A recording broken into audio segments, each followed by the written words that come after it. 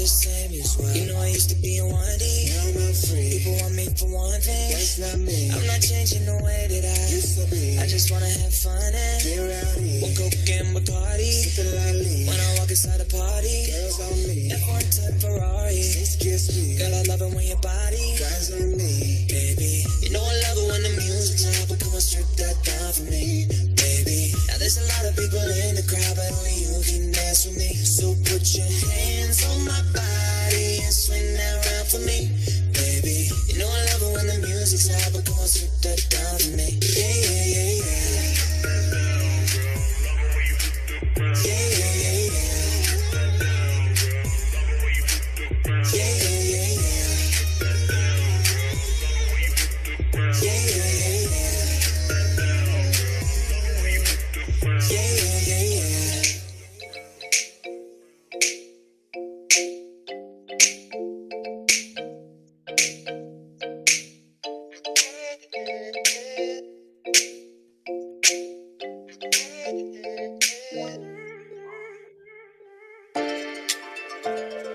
Payments burning into gold.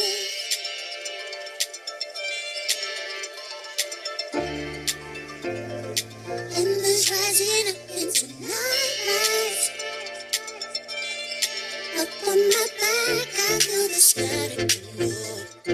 Tripping the wire, surrounded in time. I see this as mystical, I'm sure that you know. See this as mystical, I'm sure that you know. Just say you be my firefly. Take everything or nothing at all.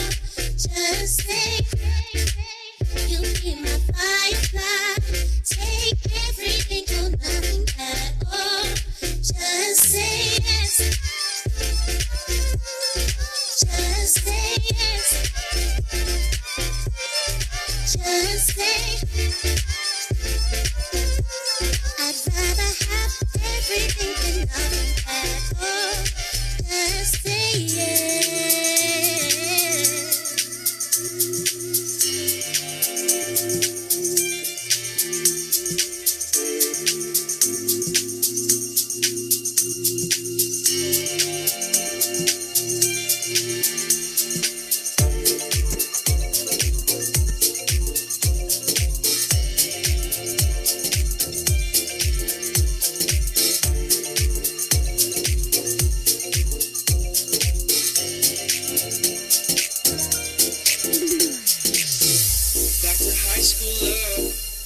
Without the drugs, we were just two city kids. We would run around and tear a few things down, but that's the worst that it would get. Back, we're in trouble now. Oh, so they say. They think they've got us figured out, but we kinda like it that way.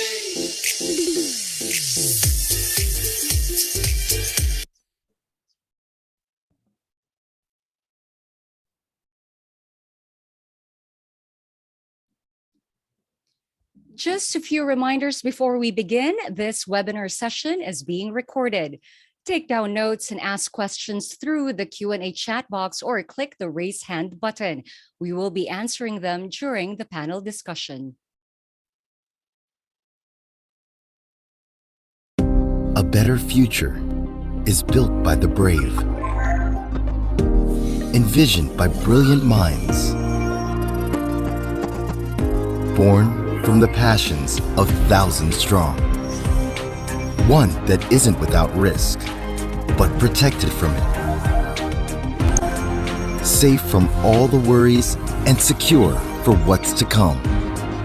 Because a better future with the greatest empires, the strongest communities, and the happiest families will always be worth having.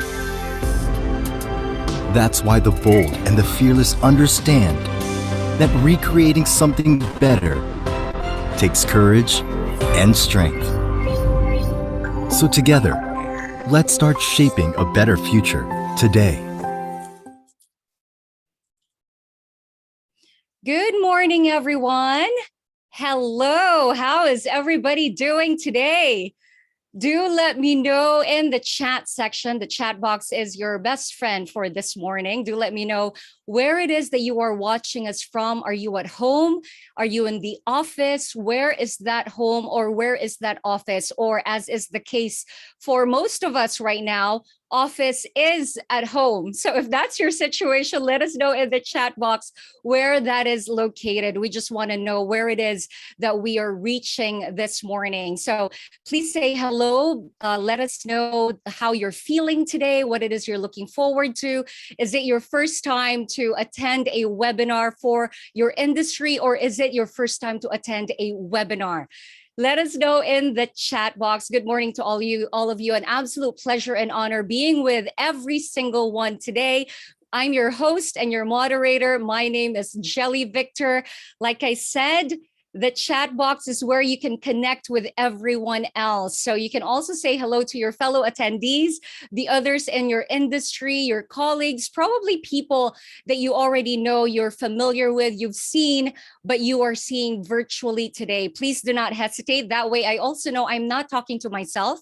I'm not just talking to a camera, that there are other people on the other side of this camera. So please do not hesitate to message. I can see that there are already quite a number of us attending this webinar, and I'm hoping that you will not be shy. Please do not hold back. I don't get to see you. So I think the best way for me to know that you are on the other side is if you message on the chat box. That is also where you can reach us for questions that you would like to send over to any of our speakers and presenters today. Okay, so again, please do not hesitate to message, and I will read those messages. I will say hi to you.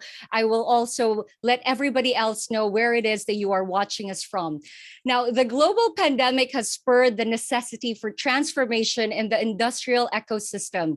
Industries like mining, power, construction, and real estate found the opportune time to reshape how they do their business by incorporating digital technologies to enhance their operations. This morning, industry and digital experts discuss industry trends, 5G, and the Internet of Things, or the IoT, and how digital transformation can help you take your enterprise to the next level. And we all want that, right? So without further ado, let us officially start our session this morning with opening remarks from one of the distinguished leaders in Globe Business. Guests, let us give a virtual welcome to the Sales Director for Mining, Power, Construction, and the Real Estate Industry, Karen Cafe.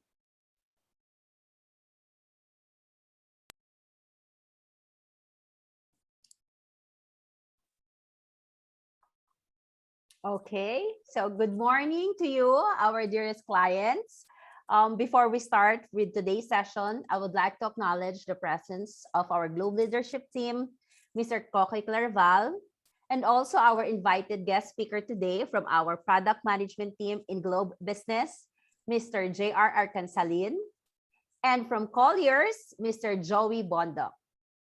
Thank you for taking time out of your busy schedule to be with us today. It's great to have all of you here for our webinar on industrial emergence, transcending your enterprise through digital transformation. Today's topic is exclusively for you, our esteemed clients from mining, power, construction, and real estate industries. We all know that the industrial sector are not exempted from the impact of the global health situation that we continue to overcome up to this day, a sector that heavily relies on warm bodies for their operations. It has acknowledged that they shouldn't only start to change and embrace how they conduct their business on site, but also their overall enterprise technology and backbone. However, given the nature of their business, talking about ICT and technology is unfamiliar territory, which poses the valid question of how and where they can start or even speed up their journey to digital transformation. In Globe Business, our main trust is to cater to your needs and demands as an industry by equipping you with the knowledge and solution that can propel your business toward new and greater heights. We want you to know that we intensely listen to you as you echo several challenges and progress toward future-proofing your business and becoming more open and aggressive with your digital upgrades. We hear you. We are with you, and we will continue to support you in your plan for the betterment of both your customers and your business as we progress along the remaining months of 2021. With the roster of speakers, we are confident that after this session, you will be better prepared in future-proofing your business. With trends in the new industry, plan out your digital transformation roadmap, and furthermore, position the right digital solution that will fit your business needs. So for today, we encourage you to take part in this next step to building our nation through digital transformed enterprises. Thank you and good morning. Thank you very much, Karen. There you have it. That's a great invite for everyone. We all need to transform. We need to pivot and accept this digital transformation because that is all where we are headed. If you think about it, that is the only way that any of us can remain connected in the unprecedented times that we are in. And that is precisely why we've got this event right now to equip you with not just the know-how, but exactly what it is, the steps that are needed for that digital transformation. So to kick things off, it is my delight to introduce our first speaker this morning. He is the head of the research division at Colliers Philippines. He covers office, residential, retail, leisure, and industrial segments and conducts macroeconomic analysis and regularly assesses the impact of economic growth to the real estate sector. He handles client engagement through market overview presentations such as this one to equity analysts, property investors, and real estate firms. He has become quite the familiar face in the property news circles as his reports have been featured on national news programs and broadsheets and through the regular Colliers Review column in Inquirer Property. He lends his voice to the most pressing issues in the Philippine real estate sector. To talk about market and property overview, a familiar name and even more familiar face, please welcome Mr. Joey Roy Bondok. Hi, good morning, Jelly. Morning, Joey. Good morning. Let me share with you my screen. So this is the presentation that I prepared for this morning. So I'll just give you an update on what's happening in the office and the residential market, the supply that we're currently seeing, and the growth in new supply over the next 2 to 3 years. So let me just give you an idea of the companies that are currently taking up office space. So you have the likes of Acquire, Shopee. These are logistics companies, BPO companies that continue to occupy space across Metro Manila. So even if some companies would work from home, what we have seen is that these companies continue to take up office spaces. And not only that, they have also been looking for office spaces outside of Metro Manila. So we have clients that are proactively looking at Cebu, Iloilo, Bacolod, Davao, and they are looking for these locations and plan to occupy new office spaces because that is the mandate from their head offices. Now, Provincial Transactions, as you can see here, companies continue to occupy office space outside of Metro Manila. And among the more popular locations, as I mentioned, include Iloilo. So in terms of the profile of companies that continue to occupy office space, it is still the BPO companies and even the traditional companies, traditional firms that continue to expand and occupy more office spaces outside of Metro Manila. So in terms of attractiveness, these are the provincial locations that continue to receive queries and also corner deals from a lot of BPO companies. Yeah, the likes of Pampanga, Rizal, Laguna, Batangas, Iloilo, Cebu, and Davao. When we had an informal survey during our last briefing, the top three locations that emerged as viable hubs post-pandemic include Pampanga, Cebu, as well as Laguna. So these companies will, or these areas will continue to corner office space deals beyond the COVID-19 pandemic. So these are the office buildings that we saw being completed in the second quarter of 2021. So you have the Glass Tower, which is in Ortigas CBD, and the Worldwide Plaza in Fort Bonifacio, which is at about 67,000 square meters, a glass tower at about 75,000 square meters. So as of end of first half 2021, the total leasable office space across Metro Manila reached 12.67 million square meters. So that is pretty significant. And we expect further addition to this new supply. As you can see here, 2021, 2022, 2023, 2021, there will be about 850,000 square meters of new office space, followed by about 629,000 square meters in 2022. And by 2023, that's about 552,600. So it is spread across major business districts in Metro Manila, but the bulk of new supply will still be coming from Fort Bonifacio, Makati, as well as the Bay Area.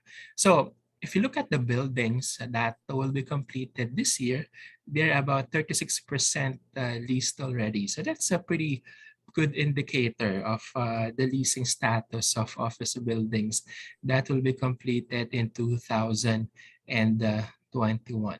So this only indicates that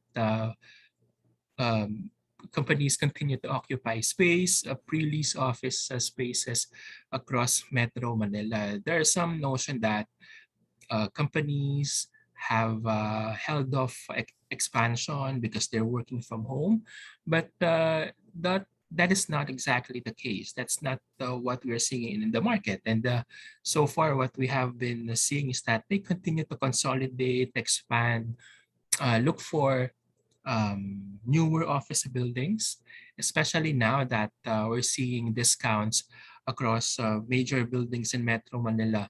A lot of companies are trying to secure better deals, especially those companies that are planning to occupy office space at a much longer term, say 5, 10, 15 years. So they're able to haggle and look for and ask for very attractive lease rates across Metro Manila. So these are the transacted and vacated spaces of office spaces across Metro Manila. So we were already seeing some green shoots of recovery, especially first quarter of this year.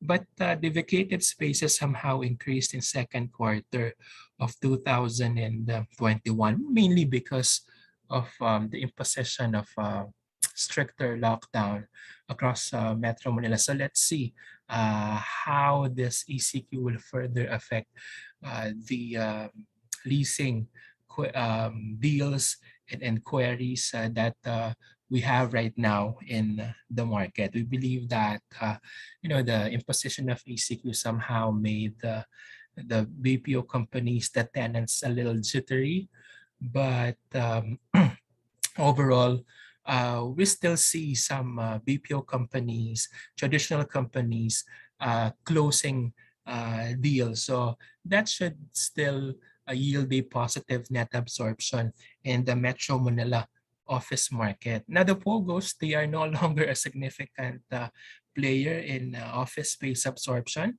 During their peak, they occupy 13% of total leasable space in Metro Manila. But now they only cover what, 6% of total leasable space in Metro Manila. We do not see POGOs returning to the Philippines, mainly because of China's policy to really clamp down on these offshore gaming operations. So even if you have the tax bill pending in Senate, this is unlikely to really lift tenancy or occupancy of office spaces from these offshore gaming companies. So vacancy will likely increase to about 15% for 2021. And unfortunately, this will likely result in a correction of lease rates across Metro Manila. So the total vacated space we have right now in Metro Manila is equivalent to 53 buildings. It is based on an average leasable area of 30,000 square meters per building. So these are the office leasing recovery enablers. Aside from the COVID-19 vaccination, of course, the government is really planning to expand the development of more office spaces outside of Metro Manila.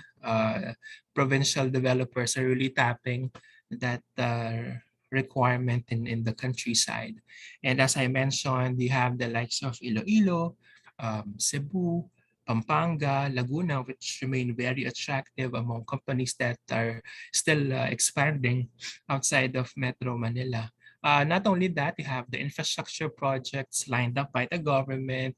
You have what, Skyway 3, BGC Ortigas Link Bridge, and Australia Pantaleon Bridge. All these infrastructure projects will of course help stoke office leasing in Metro Manila. But one of the major drivers also of the recovery in office leasing is the fact that the Philippine economy is likely to grow at a much faster pace this year.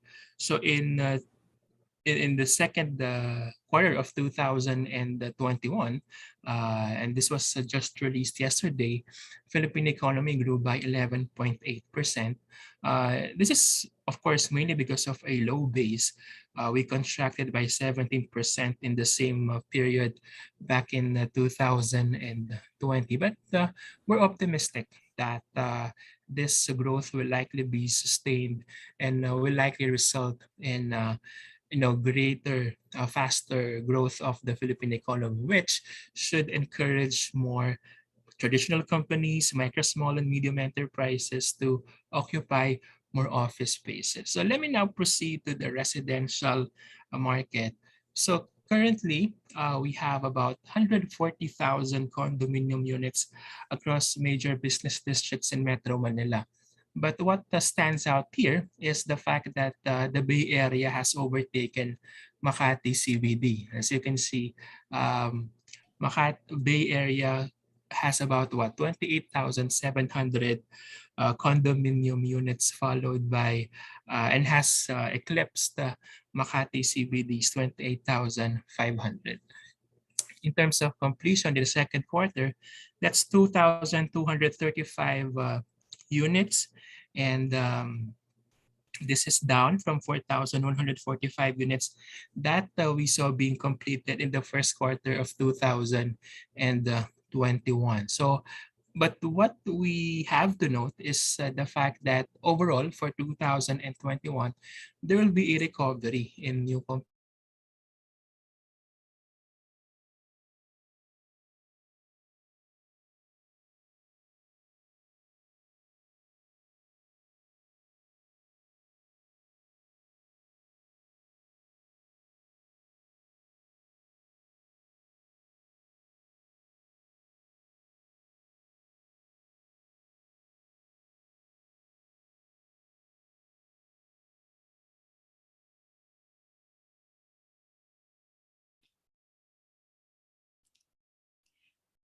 Okay, we will make sure that Joey will be back for our Q&A segment a little bit later on. Yes, we are going to have a Q&A segment. So if you had questions you would have wanted to ask Joey, please don't be shy. Go right ahead and send it over to the Q&A box. If you take a good look at your screens right now, you will see at the very bottom, right beside participants, there is the chat section, which is where you can chat with any of us, any of the speakers, as well as your fellow attendees. We all get to see that for as long as you send the message to either host and panelists, or you can send it to everyone. I highly recommend that you send it to everyone. That's just for the chat.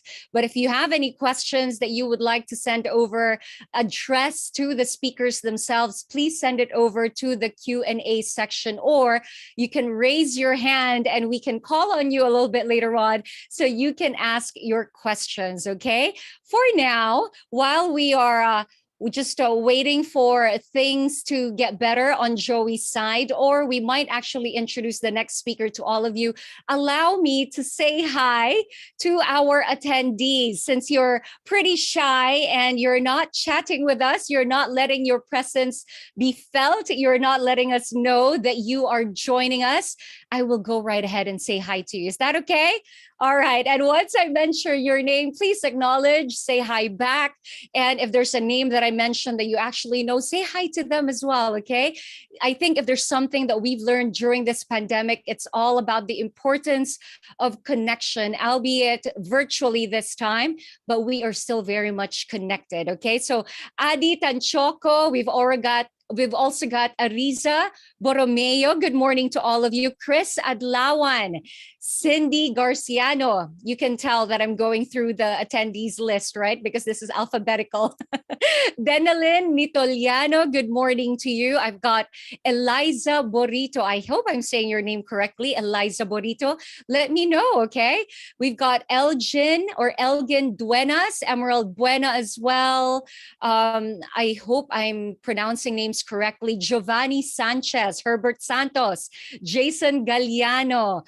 Who else do we have out here? Quite a number of you. Thank you very much for setting aside your Wednesday morning to attend this webinar. We know that it will be helpful for all of your industries. Maricris Sarino is joining us as well, along with Marissa Kahigan, Matthew Ko, and Mohammed Imtiaz. I hope I said that right. Mohammed Imtiaz, Nico Lavinas, Patrick Louis Mercado. Hello, good morning to you. I've also got Rosalind Santarita and Trisha Joy Mejia.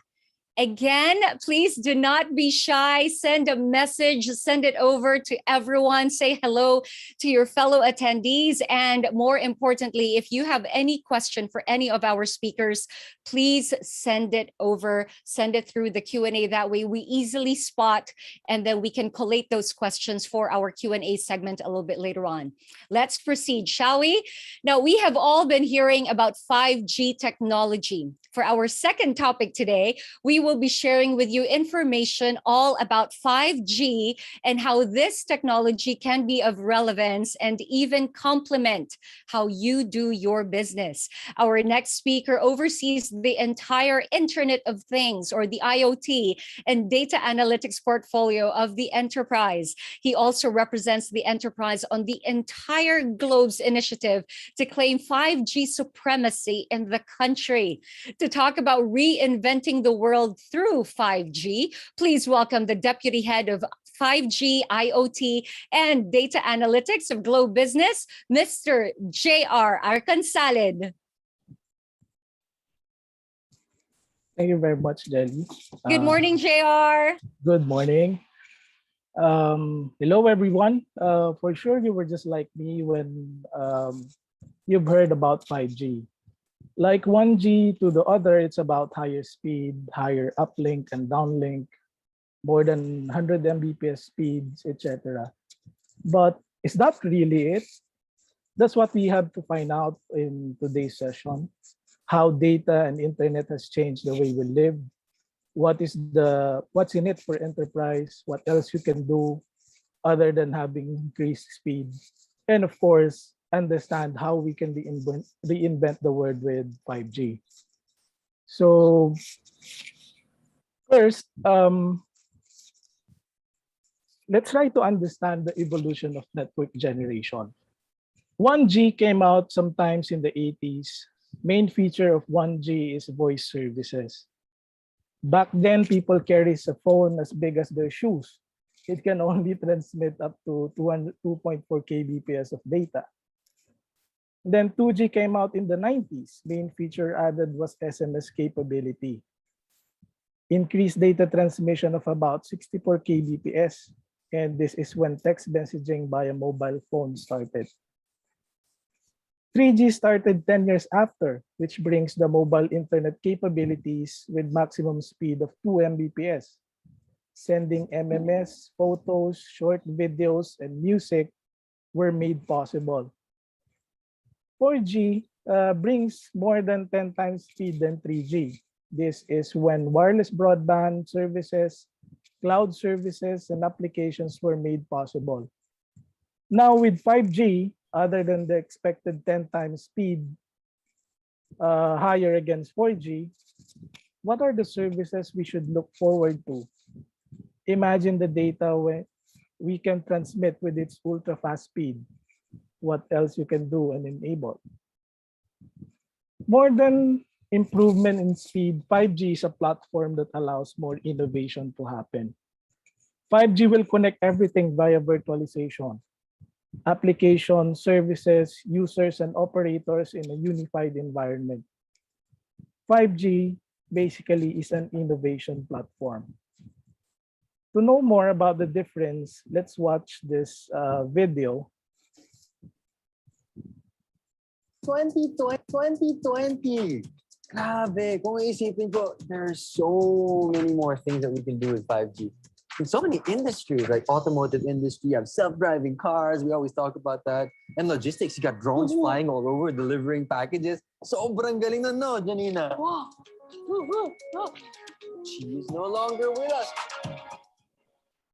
1G started back in the 80s, and back then you could only do analog voice calls. 4G is like you're on a 2-lane highway, you're in your sedan, driving along with other cars. But 5G, you're in a 10-lane highway in your sports car. Parang kasama ka sa crowd, no? Without physically going to the store. Ooh, self-driving cars? I wouldn't need to give my lessons anymore. A drone could actually deliver a package straight to you. Parang gusto ko na mag-fast forward into the future. I will swear to mo because the future is closer than ever. Practice that a lot, no? So that's 5G. Janina mentioned a lot of possibilities that 5G enables in the video. Enhanced mobile broadband, you can experience bigger bandwidth requirements even on the go. Massive IoT, more devices to measure physical things and analyze in seconds. With its ultra-reliable low latency decision-making capability faster than human reflexes. 5G really can bring endless possibilities, especially, of course, for the enterprise. To drill down deeper, with enhanced broadband, which has a bigger volume, which means the more things you can do, like bandwidth-hungry applications, AR, VR, 8K entertainment, or even 4K video conferencing. We can bring concert experience or corporate events and gatherings at the comfort of our home. We can bring physical experience in virtual world, from entertainment, learning, machine inspection, enhancing customer experience, and more. Another feature is the ultra-reliable low latency, which brings faster response time from edge server to decide enabling critical use cases like driverless cars, remote surgery, assembly line using robots, and others. For the consumer, we can also enable cloud gaming and create real-time action-packed RPG. You can go on a mission with friends in a virtual reality. Machines can operate on their own based on the program loaded, the service acquired. Self-driving cars can now be possible. Automated manufacturing will be more possible with 5G, with more precise movement in manufacturing floor, remote controlled operations, safe and efficient production, and many more. Another is the massive machine type communication, which can enable multiple devices to communicate and gather information like measuring devices in every physical location, sensors to gather information, and of course, to enable data analytics and machine learning. With this, we can enable and create more intelligent cities, which can significantly change the state operation. With efficient use of energy, intelligent traffic management, safer city, and sustainable one. We can also bring significant innovation in the agriculture industry through the use of sensors and analytics to aid farmers decide when to plant, analyze plants, and of course, know when to exactly do the harvest. Drones also to make the work easier, faster, and many more. These are just a few of the applications or technologies 5G can enable, while this can also be repurposed to enable your respective industries. There could be a lot more out there that 5G can enable for you. Globe will be more than happy to explore those possibilities and co-create with you. Now the question is, how 5G can do it? So in my succeeding slides, let's try to understand why and how powerful and why these things can be enabled by 5G. First, let's understand the typical composition of network. The network is composed of the access, transport, and core. In the core, that is where data processing takes place. There are a lot of possibilities mentioned by Janina in the video a while ago. Let's understand how 5G does it. First, in the video we've watched, Mikael mentioned about fully autonomous self-driving cars can be possible. Beamforming capability of 5G is one of the reasons why it is possible. Beamforming provides the ability to track 5G users moving at a very high speed using directed beam signals that provides uninterrupted connectivity and consistent data throughput. So that's how beamforming works. Another feature that 5G has to enable the possibilities in its network is its network slicing capability. Network slicing provides the ability to assign or allocate specific network resource or capacity. In Mikael's term, a dedicated lane in a highway. So it's basically dedicating a capacity per user of application to optimize usability and availability of the whole network for all other users or applications. With network slicing, we can create big channels for bigger data volume. We can dedicate bandwidth specific for massive IoT deployment. We can do separation of services based on the application requirements and a lot more. So basically, it's a programmable network wherein you can do multiple slices and SLAs on the network side. Another is the multi-access edge computing. Multi-access edge computing is the capability that brings the processing power of 5G network core closer to the user. So remember a while ago when I showed the typical network layer, the third part is the core, which is at the end. So with multi-access edge, we can now bring the network core closer to the user by enabling access capability and functionality to all 5G transmission points. Meaning we will be able to provide a faster compute functions to basically process, transfer simultaneous data without interruption for all users and devices. So those features like beamforming, which enable more users, network slicing, which creates separation of services and providing guarantee of service, multi-access edge, which brings the data processing down to the edge of the network. All these brings different kind of experience in terms of network solution to our enterprise customers. And with these features, they will be able to enable new breed of IoT solutions and capabilities that needs to be run in their operations. On the video of Michael and Janela, since 5G will enable bigger volume of data in a more precise and stable transmission rate, MEC will compute it closer to data collection, providing faster response time and reflexes of the things connected. MEC will bring the most traffic, up to 75% to the edge, enabling latency-sensitive applications. So, other than understanding the features and capabilities of 5G, let's also understand the architecture of 5G. We have what we call NSA, or the non-standalone architecture. In simple terms, NSA is where 5G radio access network and its new radio interface are still connected and managed using 4G core network.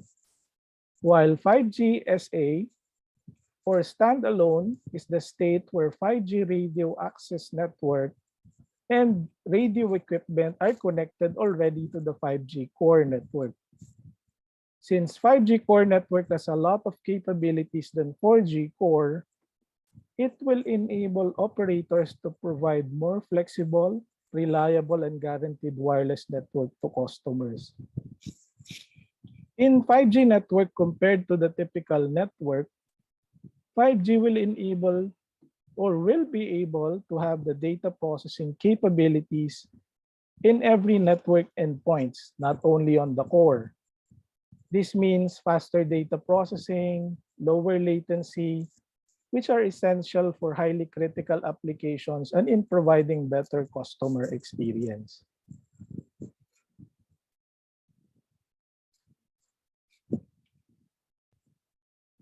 There.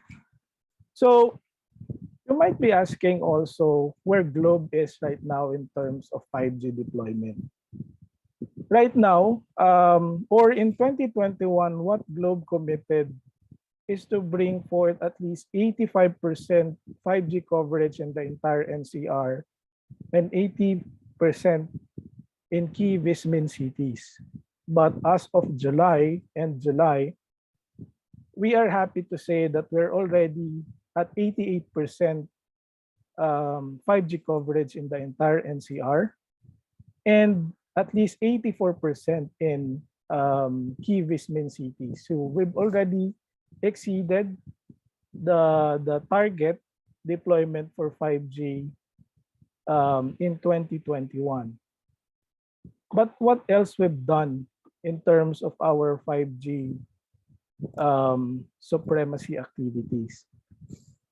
We were the first to basically launch 5G broadband in Southeast Asia.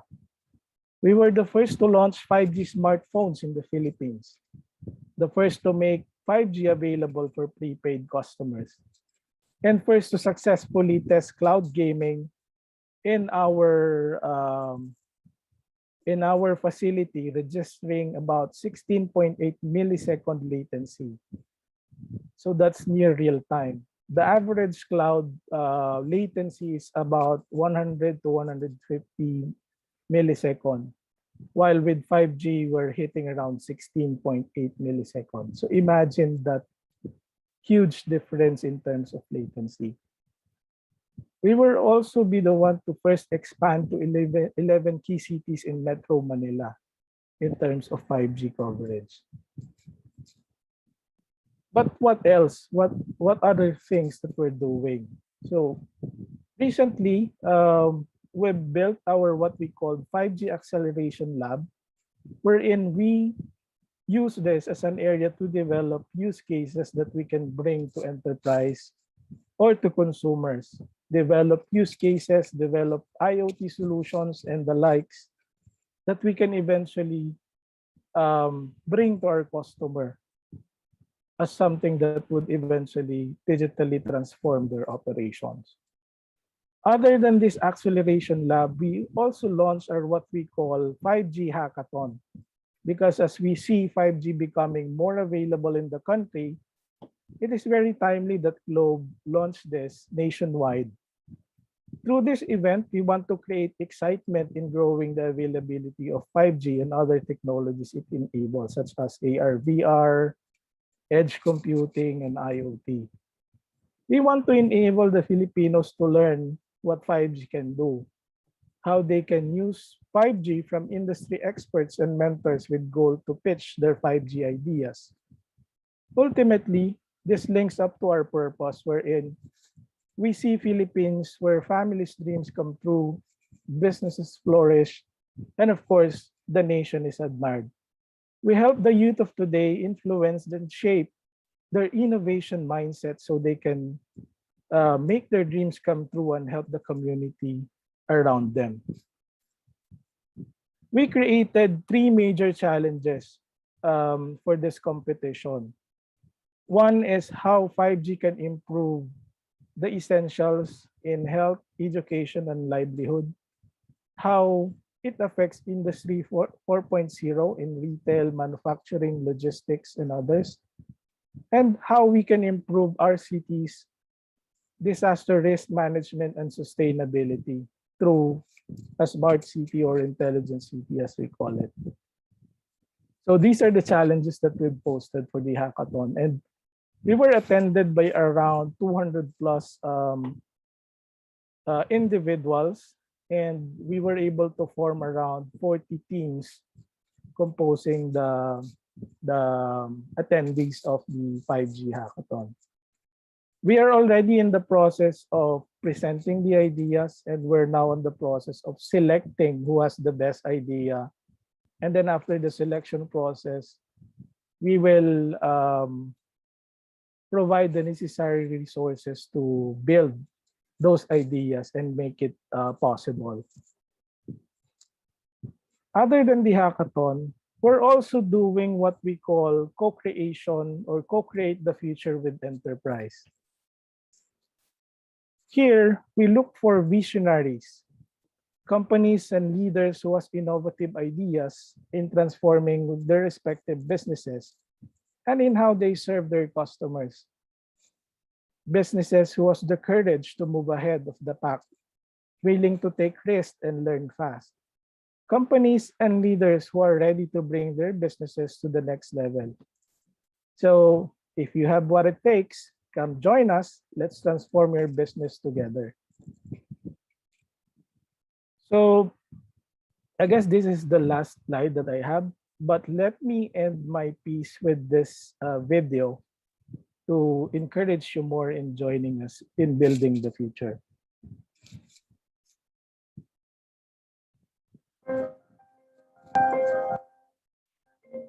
We have always chased the unbelievable, the unthinkable, the unspeakable, the undoable. And our pursuit of doing the unimaginable has made us do wonders. Quality base here.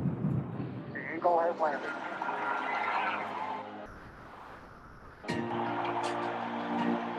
With Globe 5G for Business, we push things further. Globe Business brings businesses to the future with 5G. Do more and be more with next level solutions. Massive device connectivity, ultra low latency, ultra fast speed, ultra reliability.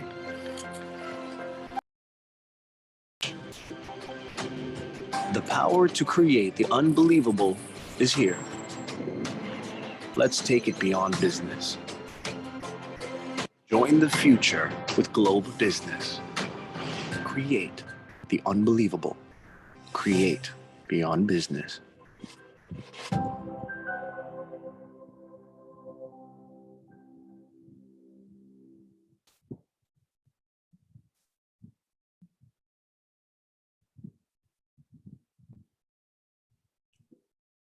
Thank you very much, JR, for that very enlightening talk. Thank you for educating myself along with the others who were not really aware of the different G's and how it came about. You know, when you were talking about the 1G and how with that technology before, cell phones were very bulky. It made me reminisce on the times that we've gone through. It even made me think about when we didn't have cell phones on hand yet, when we had party lines. Naalala nyo pa ba yon, our attendees? Or am I the only one who encountered party lines? Let me know in the chat section when we had dial-up internet. Can you imagine? We all went through that, but technology keeps getting better. Even digital transformation is undergoing transformation every single day. If you think about it, we are never going to go back to having a party line or having dial-up internet, because technology will just keep getting better. And the ones who get to transform along with this, with all of these technological changes, are the ones who are really in the forefront. Just like JR said, they're in search of visionaries, those with innovative ideas, those who wish to transform because they know that's the only way to go. So thank you again, JR, for that very informative talk. And now at least I know the difference. And when I say I have a 5G connection, I know what I'm talking about. Thank you. All right, we are going to have Joey Roy Bondoc back in just a few minutes, but not before we give away some prizes. Do you want to win some prizes?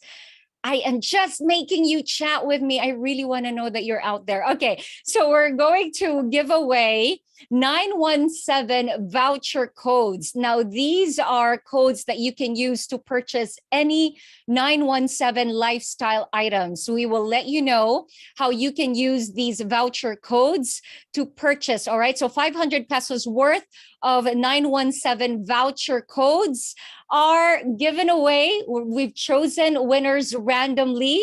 So congratulations to Ariza Borromeo. Am I saying your name correctly? Ariza Borromeo.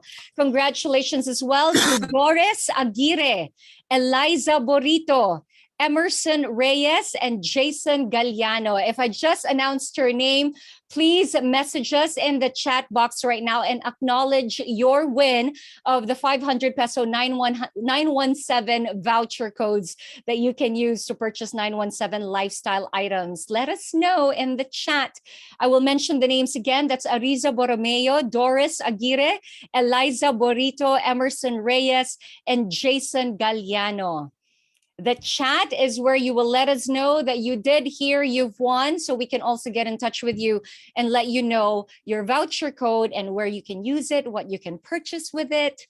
Okay, so the chat is where you will send your acknowledgement. The Q&A is where you can send your questions for JR and our next speaker. Actually, we will have Joey Roy Bondoc again. Send those questions over as we now prepare for the presentation once again of our friend from Colliers, Philippines. Please welcome back on your screens, Mr. Joey Roy Bondoc.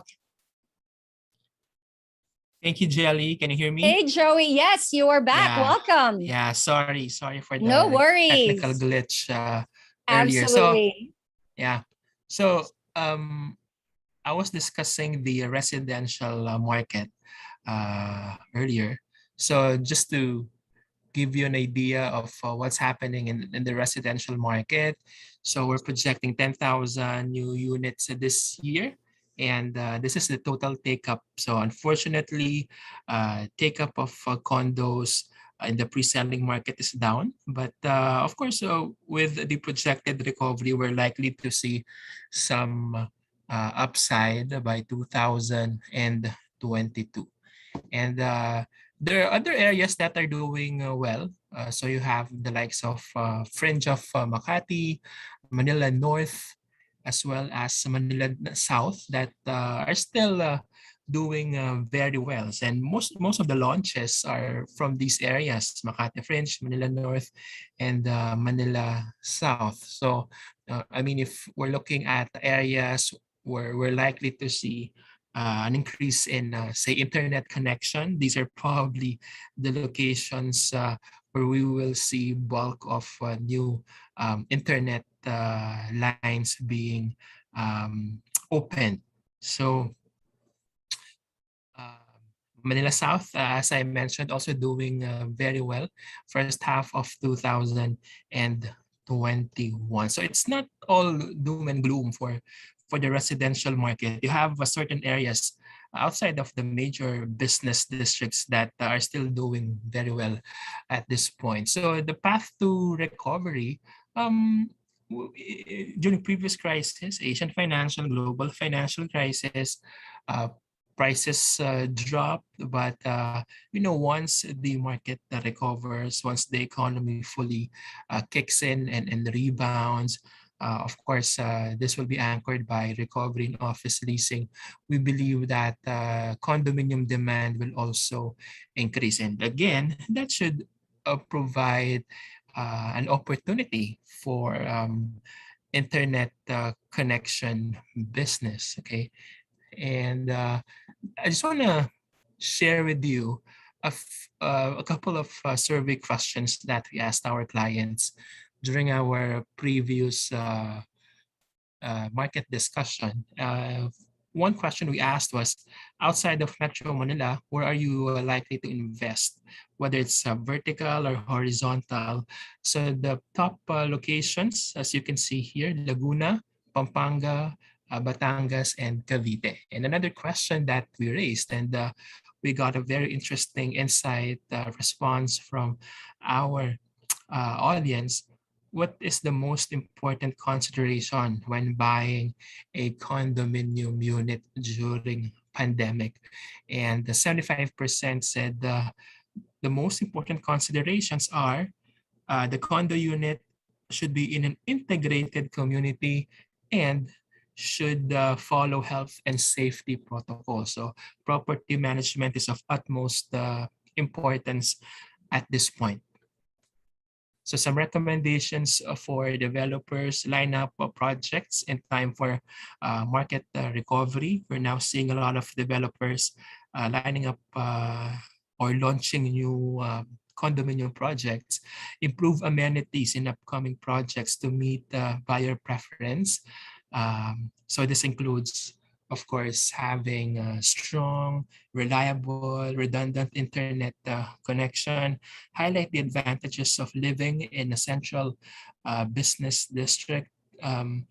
Rethink design and layout. We have condominium projects now that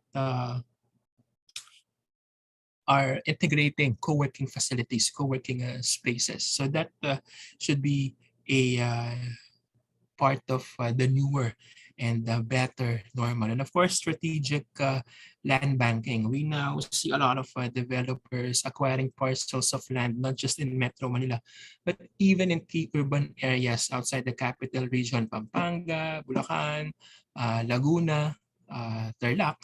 So these areas will really be some of the more attractive residential hotspots moving forward. So we believe that developers should be on the lookout for parcels of land available in these areas where they could develop new condominium units or even residential house and lot only projects.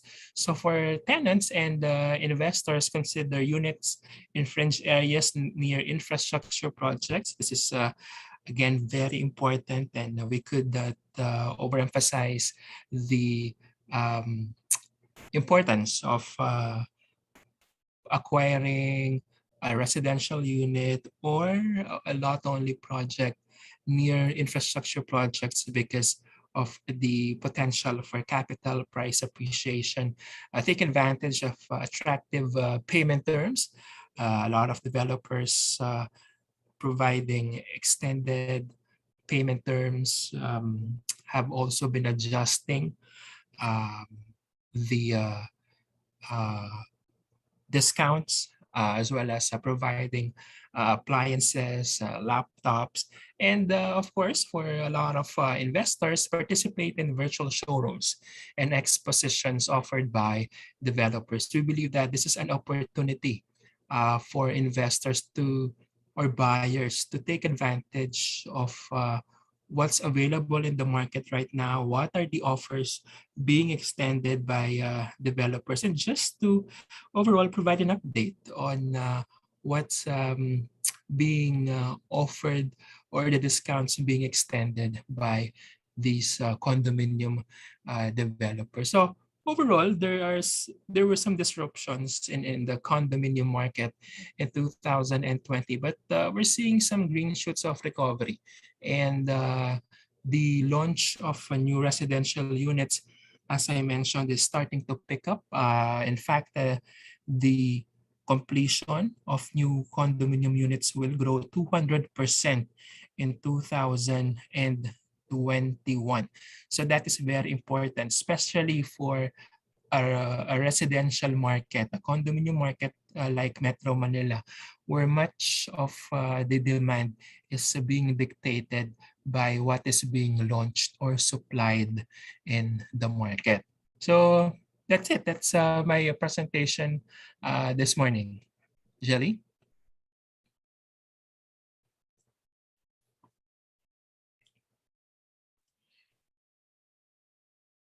Thank you very much, Joey. Thank you. All right, Joey will be on hand for our Q&A segment a little bit later on. So if you have any questions for him, if there's a trend that you want to know more about, whether it's regarding real estate or business, do send it over to the Q&A. I already see one question. A question's already been sent in to the Q&A box. Thank you very much to Edison for sending in your question. We appreciate that.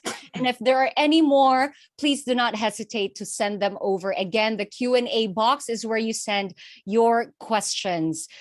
You know, I like how Joey emphasized that now for people who want to live in condominiums, condominium dwellers, they now have a different criteria when it comes to choosing their residential place. It's no longer one that needs to be within close proximity to their place of work. Now it has to be within an integrated community.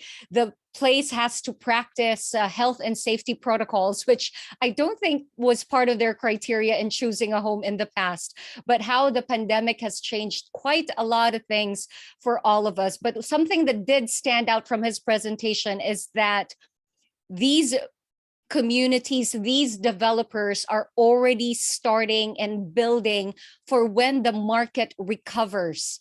I think that's really important. We don't wait for everyone to already jump in. We need to be at the forefront. Do it before everybody else.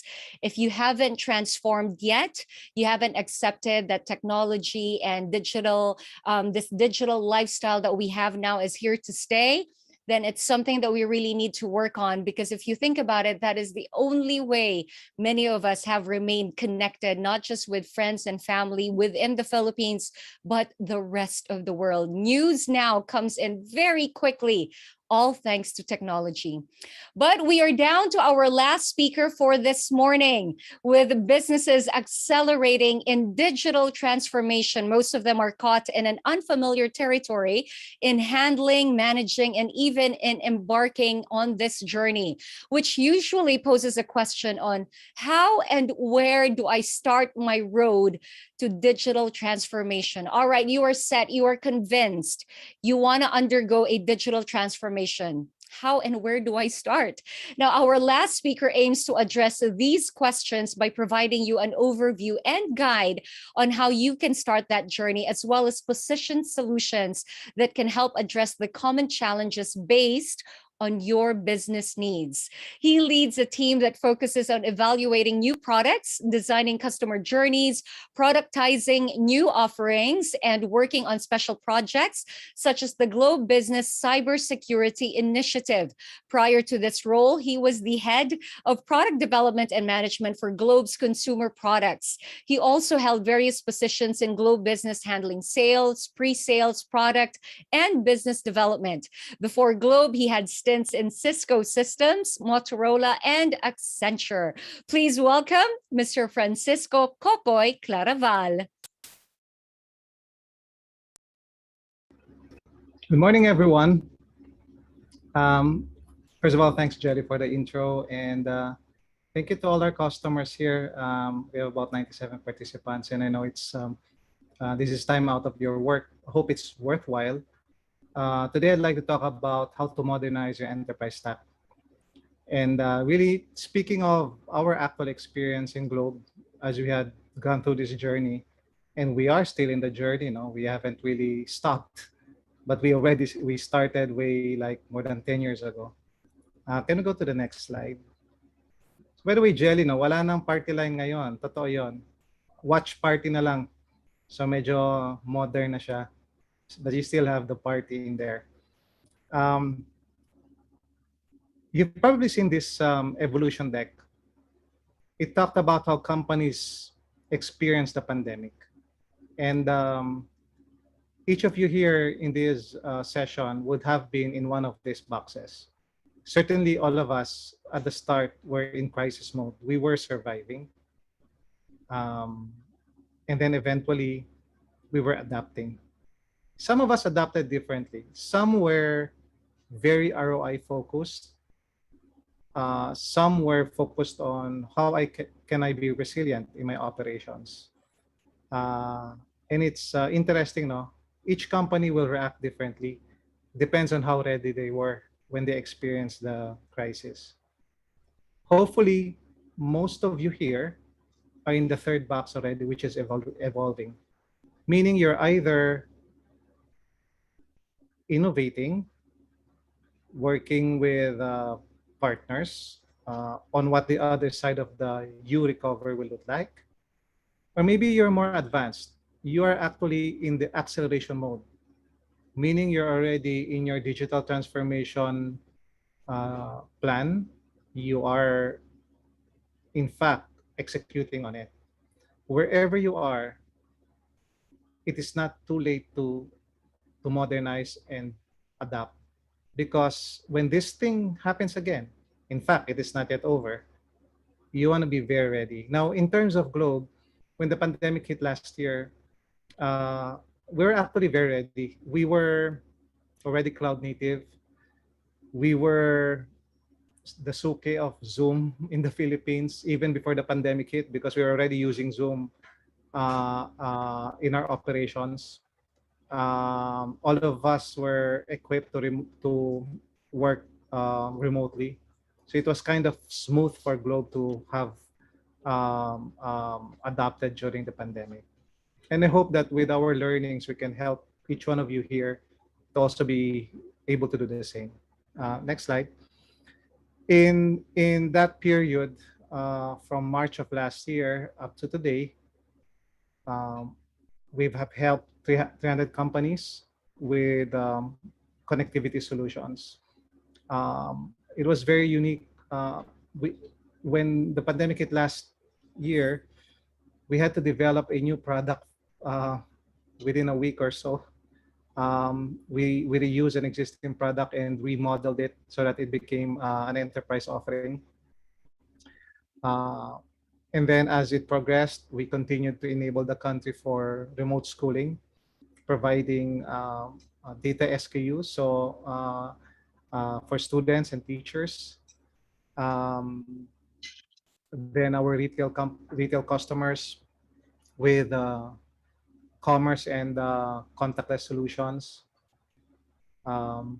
JR talked about investments in 5G and IoT, which we have been investing on for a couple of years now. And some interesting use cases in your sector. One of our customers in the power industry has been using it for data analytics to make sure that they get the near real-time information on their power capacity and output, which is needed for the government. So a lot of interesting things. And therefore, what we saw back then was just a validation that connectivity will continue to play a major role, but not just connectivity. You need the ICT solutions on top of it. Next slide. We have seen in your sector, and you are the experts here, that you need to continue to be able to provide that level of performance in terms of service delivery, operational efficiency, and of course, resulting to revenue growth. it was said in that in 2020, the sector was impacted, but maybe not to the same level as the others that were badly hit.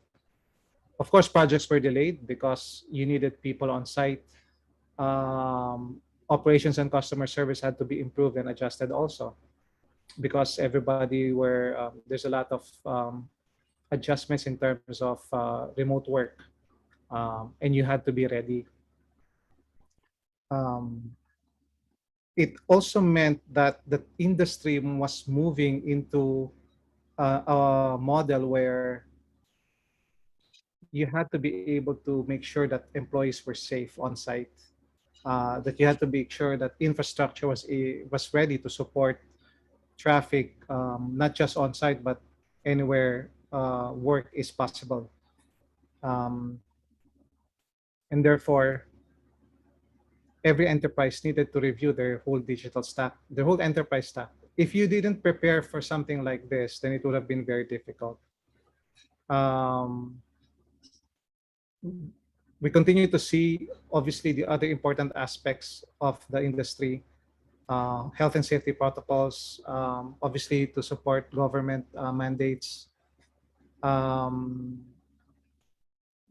making sure that we adapted to client demands. Um, we had to be extra considerate in terms of client payments if they were delayed, which also happened to us, and we had to make some adjustments in that area. Um, and this thing called hybrid operations, as I mentioned earlier. Amidst all of this meant that the industry needed to make sure that there was a way to use technology to improve how we serve customers, how we improve the working environment of our employees to make sure that they're safe, but yet continue to be effective. And how do I also keep a tab on my costs while maintaining all of this? Next slide. It was that whole time wasn't actually bad for us. In fact, we were able to work with customers in terms of solutions that help them. In ICT alone, there was growth in many areas, and I'm just talking about the industrial sector in this chart.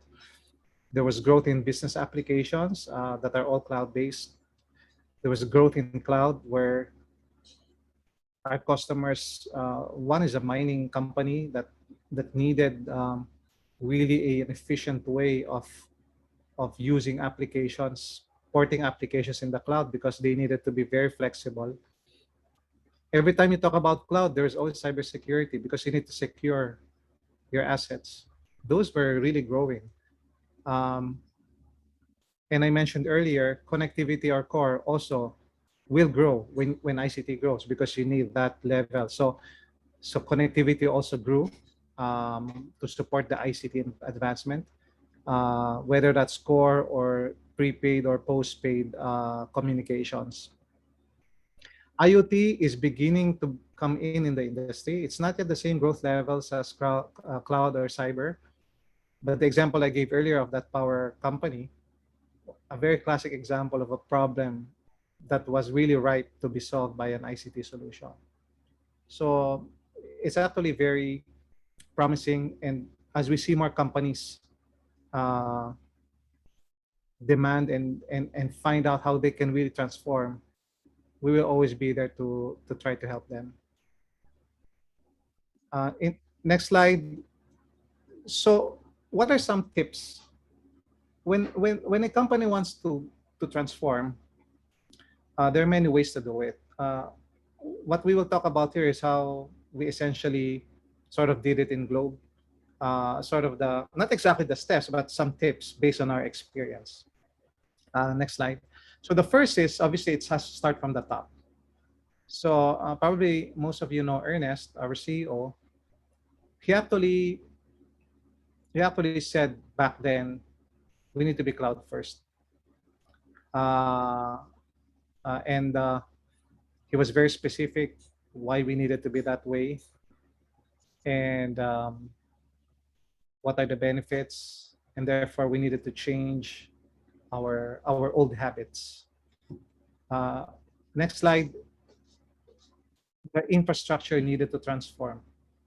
So across different pillars, one is obviously the cost of the systems that we manage. So in telco, as you know, we we have very massive infra because we process massive data for a massive set of customers.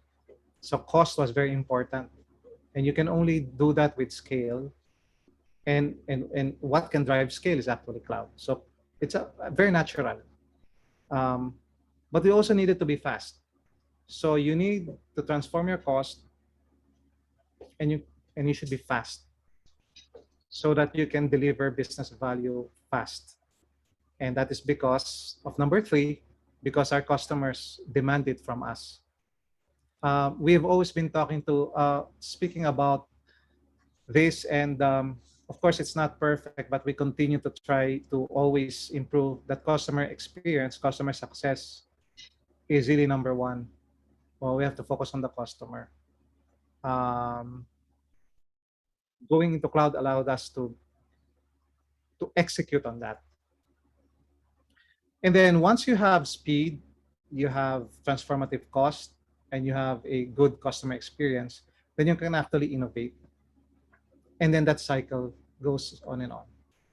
Pretty much that was the cloud strategy. And if you look at the next slide, this was the journey that we took.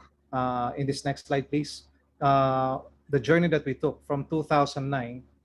Back in 2009, we were already moving physical to virtual, but it was all on-prem. It was in 2014 where we said, look, we have to be cloud first. That's almost, what, 7 years, going 8 already, soon. Anybody who needed or who wanted to buy a physical server had to get past to Earnest. Just that thought alone would actually scare people already. So they had no choice but to actually go cloud already. Because you have to defend in front of the CEO. Why do you need a physical server?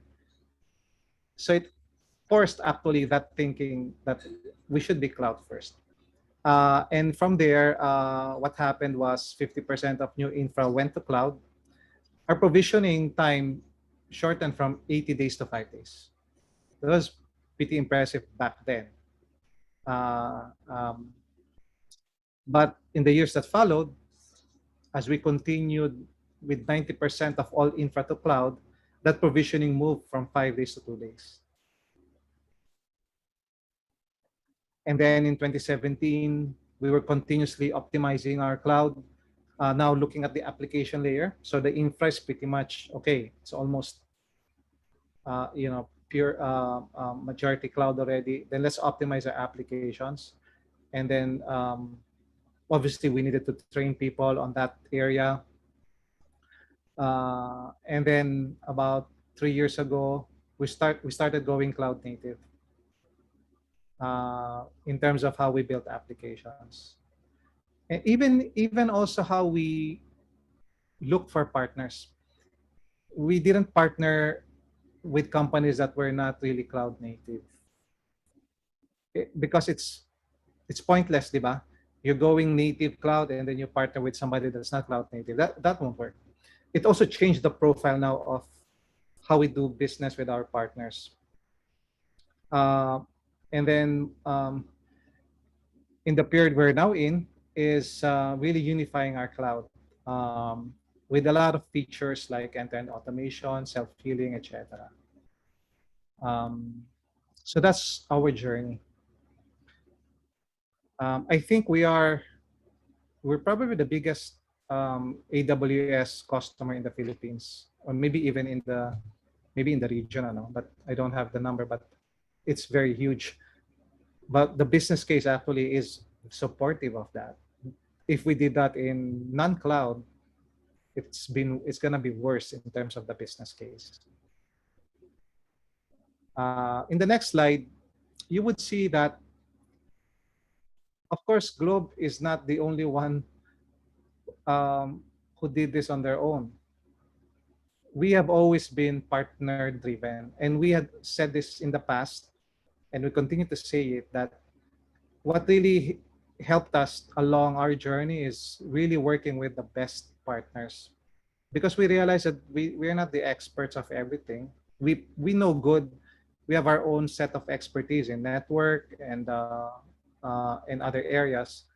But you need somebody like a Google to help us, migrate to cloud email back in the early 2000s, where we moved out of on-prem. That was, I think we were the first company who did that in a massive scale.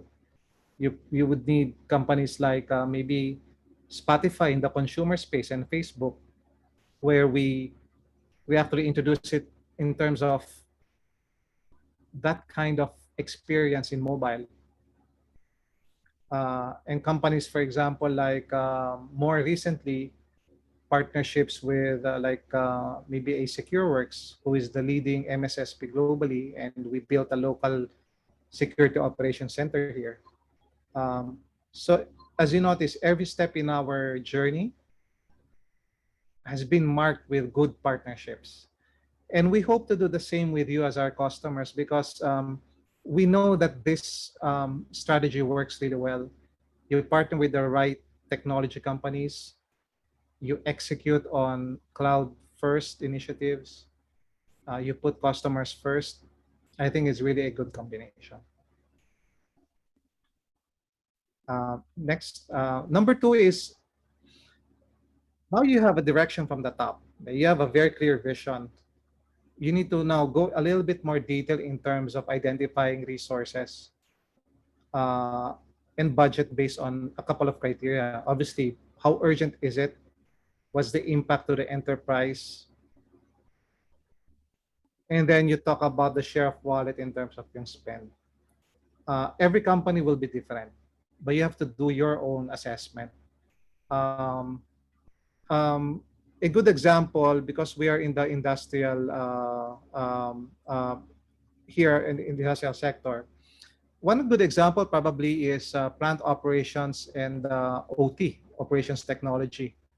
And maybe some or most of you are already modernizing your operations, and you need a way for seamless connectivity for your remote workforce for these systems. Traditionally, this was done through VPNs, which is clunky and even presents some risks. There are now new ways of solving this issue. It's an urgent problem if you need to support systems remotely. It's a new way of doing things, meaning it will improve efficiency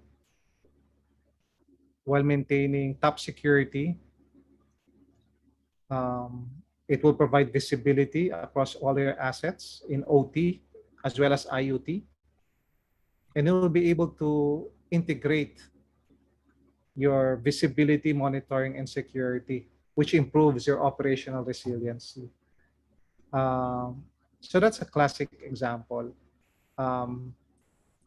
There will be many things that you would want probably to start doing once you identify what needs to be done, but you need to focus first on what's the most urgent. In our case, back in 2014, we were spending a lot on hardware, and it was taking a long time to provision. That's where we focused on. Let's be cloud first. What will be yours? So think about that as we go through this session. The next slide is about, you have to build a team around it. So whether it starts from the CEO, as I said, then you would have call it a strategist, which is really mapping out the journey to the goal. Then you would have somebody that will be like a game changer, the one that's looking for the right solution or technology partner to do it. Then you will have a thing called a sweeper. A sweeper is somebody who will lead a culture change.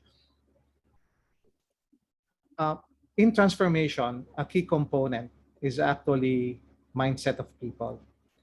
If you had someone who's been leading your IT that thinks a certain way and it's not open to change, you need somebody like a sweeper to convince or to get a culture change, because you have to. The technology now is different. And then you would have somebody like an implementer who will execute. And then, of course, to have a different perspective, you usually will get a consultant. So that's number 3, is build a winning team behind your strategy. And then number 4 is about, next slide, to put together a detailed roadmap. So you have a roadmap of what you want to do, but you have to put it in more detail now. You have to write it down. Of course, it starts from the core of the vision, which is all about the customer. Kaya kita nyo dito, prioritizing the needs of the customer is actually the core of every plan, should be the core, because it's the customers that bring revenue back to the business. So make sure that you prioritize customer experience, and then from there, build new business ideas that can cause a shift in the existing methodology. That's where innovation comes in. Once that is clear, then work with the partners that would fit your strategy. In Globe, we are very particular when we partner with companies. Companies that we partner with have to share in the vision that we have, whether that's in cloud or cybersecurity or IoT. We need to make sure aligned yung strategy, aligned yung companies, aligned yung executives. Kasi when we go in a partnership, it's not usually like a transactional one-time thing. It has to have an end goal. Number 5, next slide is, we talked about culture. You have to plan for that. The culture shift, the mindset, and then you have to upskill. So yung key important areas for digital transformation, everybody knows this: design thinking, agile methods. So that's very clear, di ba? Yung digital culture, which is really mindset shifting, is really looking into yung digital drivers, use digital ambassadors, meaning individuals in the organization that is well trained on digital transformation and make them your ambassadors. Use influencers. And in Globe, we follow this circle of happiness culture, which you see here, where happy employees make happy customers, and happy customers make happy shareholders, which in turn makes happy employees, and that circle continues. We've been using this circle of happiness model for many years now. It's actually worked really well. And maybe in your organization, that can also be very helpful. And once those mindset is there, then you can leverage technology. Okay, so whether that's in cloud, social, analytics, data, leverage the technology so that you can get actionable data, insights, and therefore reap the benefits. Better engagement with customers, better leads generation, better communication and impression, and etc. So it's actually very straightforward, but it requires really commitment from all parts of the organization, beginning the top executive. So next slide, the case study, one quick case study that's quite recent we can share is during the pandemic, where we used Amazon Workspaces and robotic process automation. So during the pandemic, yes, nag-lockdown. Okay, fine. So we can't go to the office. A part of Globe was going into our premises, like the stores, etc. So yung aming mandatory field force now. But this one is different. This required back-end work.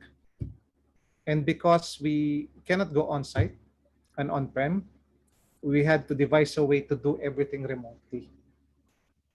And the payment schedules also for outsourcing staff and business processing centers became impossible also because of the pandemic. So everybody of you, I think you're aware of what Amazon Workspaces are, di ba? They can allow you to work off a desktop remotely, but it's hosted in the cloud. It's like you have your PC on the cloud, parang ganyan. So we were able to do that. So we were running Amazon Workspaces for 200 RPA bots. It's all done remotely. And because it was a RPA or a robot, it was operating 24 by 7. Uh, um, no technicians monitoring, no 15-hour max per day monitoring, and it saved us 2 months in terms of setup time. It saved us cost in licensing and all the other technology costs. And we're able to scale. So it actually helped us manage customer demand. Uh, and classic example of what you're doing today that's probably offline or manual, you can do it online, automated, anywhere. In the next slide, you would see this is we call it our B2B transformational stack. And this is how we approach uh, every customer in terms of how they actually try to transform.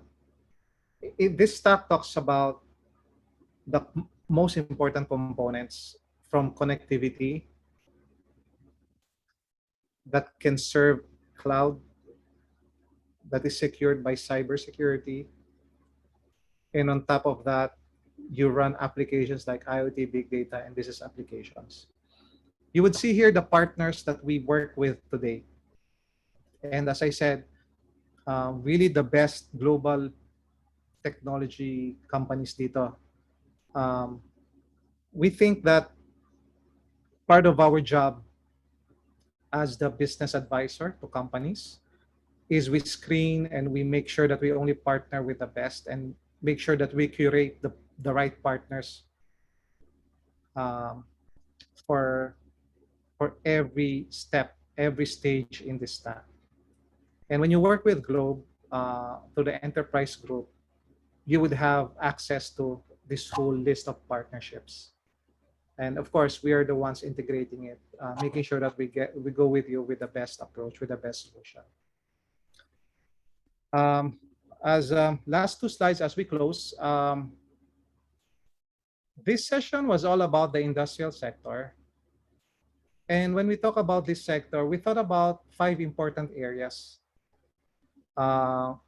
We talked about essentials, which is every company in your industry needs. How do you future-proof your business operations? So this is all about productivity, improving productivity, and removing any silos for you to be able to work anywhere. So combination of cloud, cybersecurity, and applications, this form part of essentials. Then we talk about wherever you are, how do we work together so we can enable you to be connected? And that's powering sites, partnership, and build out connectivity.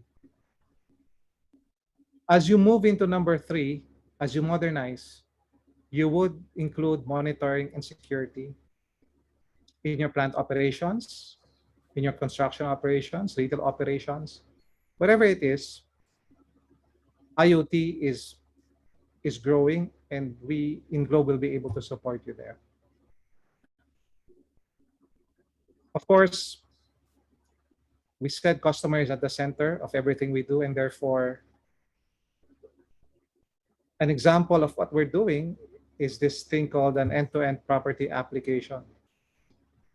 You can actually use this to get information in the real estate example here, on your units, on assets, all of those things. Whether that's an end customer or your maintenance person managing a building, he will have access to that enterprise application. And lastly, for customers again, touchless transactions. This is the one I mentioned earlier, where you would use IoT and sensors to improve the experience, especially with this pandemic. Making sure that you use technology to avoid touching, using it contactless technologies, as we call it. And to sum it all up, next slide, the industry will be geared towards a more strategic move, and you need digital transformation. And we said, if there's three things that we want you to get out of this is, together we can build an intelligent and efficient on-site operations. We need connectivity. We need the ability to be agile in terms of your infrastructure as well as your applications, and making sure that we secure them. We also need, number two, to make sure that that backend is very resilient. So again, with connectivity, making sure that you have backup, making sure that you have a backup cloud instance for your systems, as well as securing that. So, and then number three, very important, is as you do this, you actually are improving your customer engagement, and you provide ability for your customers to have direct access to your operations using, as soon as you are able to transform already your back end and your operations, the ability to extend access to customers to make them more real time in terms of their transactions will be much easier versus if you're not digitally transformed. So I hope that was very informative, and I hope that we were able to give you insights on how we in Globe have also done it. Thank you. That's all. Thank you very much, Kokoy. Thank you for that presentation. There you have it. I hope you were noting down his presentation, because he gave a very detailed strategy on how you can do this digital transformation, how you can actually go on this journey from figuring out what's your priority, what's your strategy. And once you've identified that, identify your resources and your budget. When it comes to resources, it also comes in the skills of the people with you. Do you need to collaborate with anyone else to help you on this goal? And then next, build a team to work on this strategy. And then build a detailed roadmap and streamline goals. And finally, with the culture shift and upskilling. You know, it's very interesting to hear that Globe was already in position to deal with a pandemic, even without knowing that a pandemic was going to happen. They were ready. And next time I come around, Sir Ernest, I'm not going to ask for physical servers, so I don't have to explain anything to him. I can ask him why he insisted on that cloud first. What was the vision behind that? Because it looks like it really worked. All right. So thank you very much to all of our speakers. I'm sure our guests learned so much from all of you today. But at this juncture, I would like to call back our speakers, Mr. Joey Roy, JR, and Sir Kokoy. Yes, Sir Kokoy, alam ko, wala na talagang party line. And ayoko na bumalik din yung party line. But I like the watch party. Yes, I like that. Watch party is it. And see, that's another way for everyone to still be connected. All right. So I have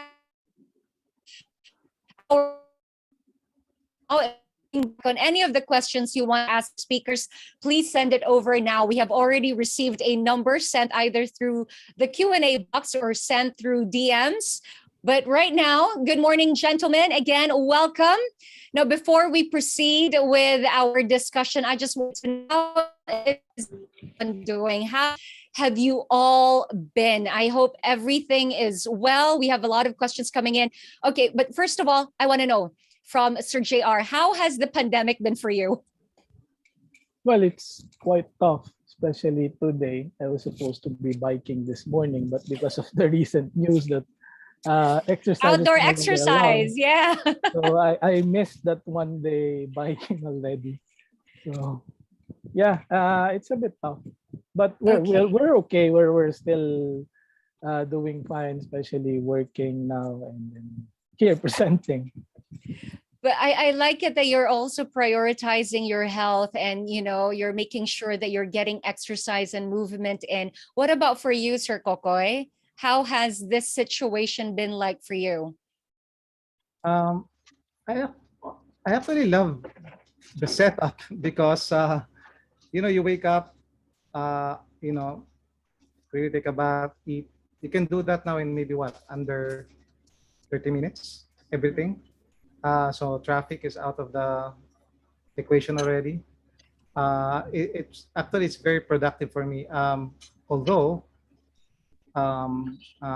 it's an interesting point also is because you're so productive, you tend to maybe overwork, and which becomes counterproductive. And that's why we have made adjustments in Globe. Like we have a certain time in the week that no Zoom week, or sorry, Okay. no Zoom time for that week, because you need time also to do your work.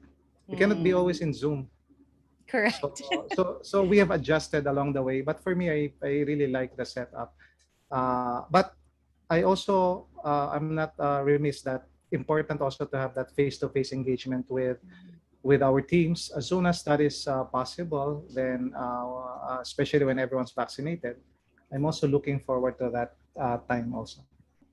I know, I completely understand how you said you're enjoying this setup because it's similar to a lot of people in my industry. This actually really works because you're not wasting time in traffic, and you just get to do your work, but correct on setting those boundaries so you can actually do other things and not just be in a virtual meeting all day long.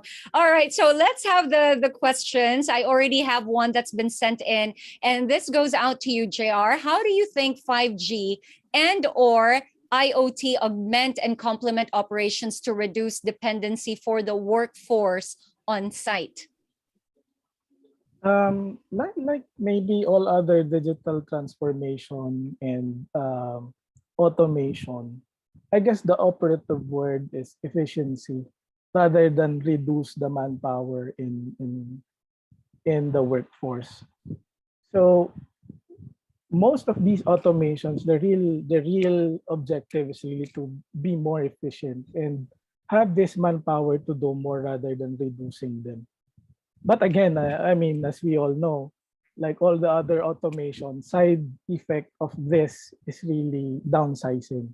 But I hope we don't want to get there, but instead have our enterprise company to look into possibly giving more responsibilities to the workforce rather than reducing it because of the automation that had happened.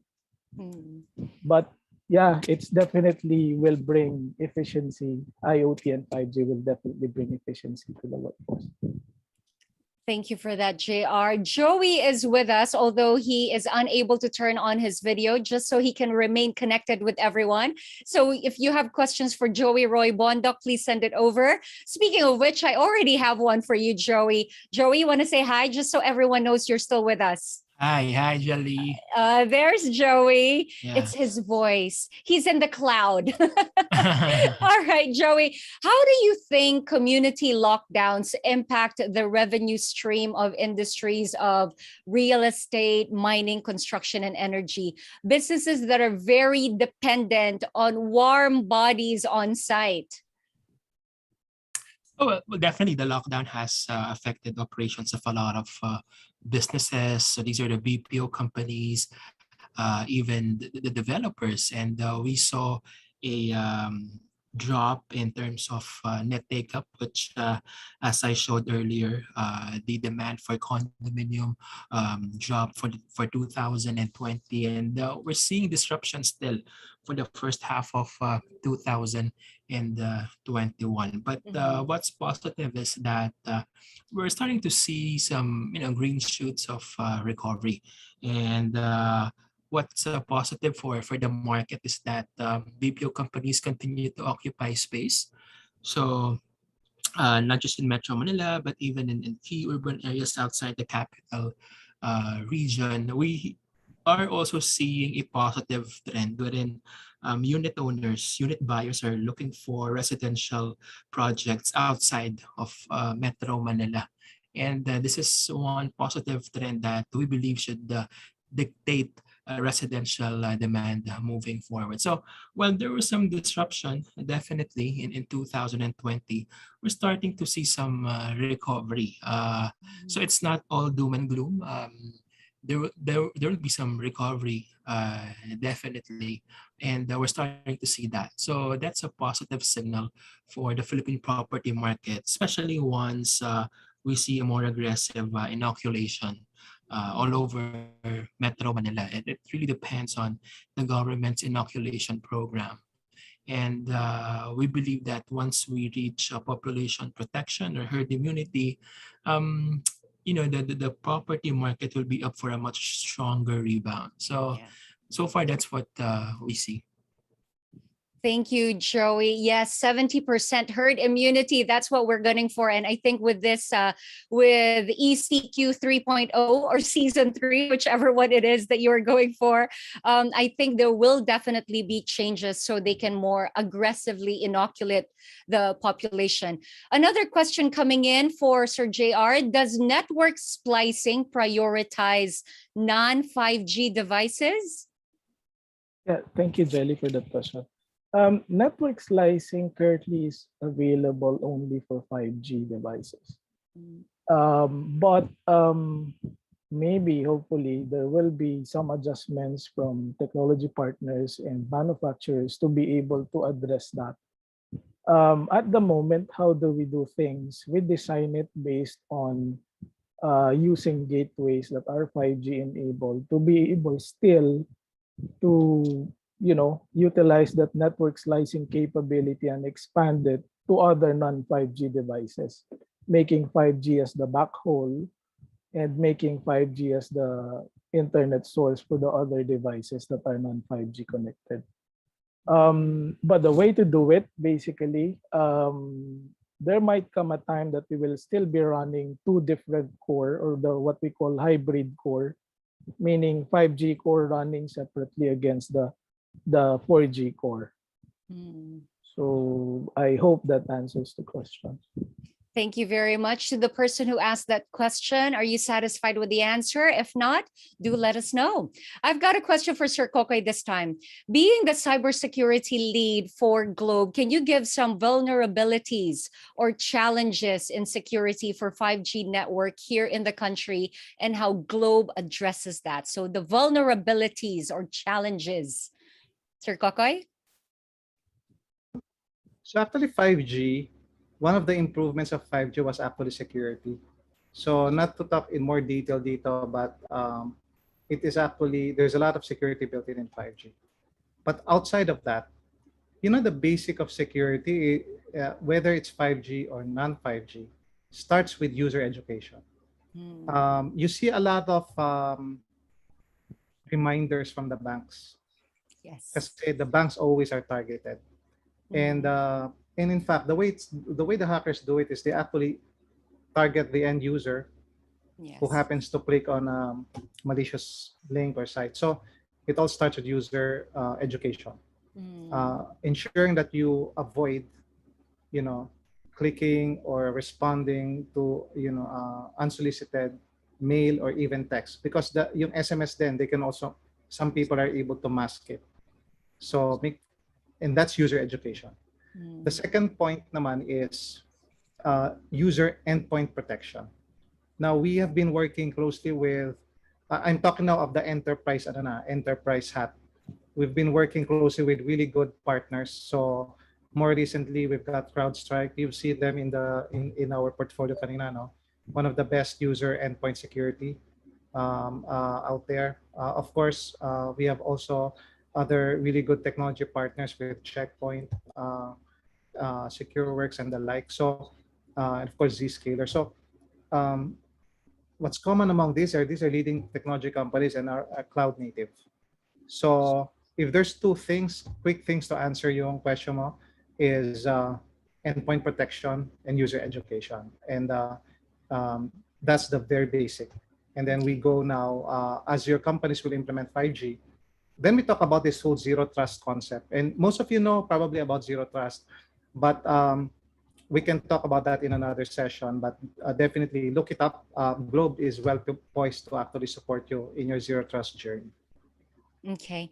We've got another follow-up question. Hybrid and work from anywhere are now being explored by a lot of companies.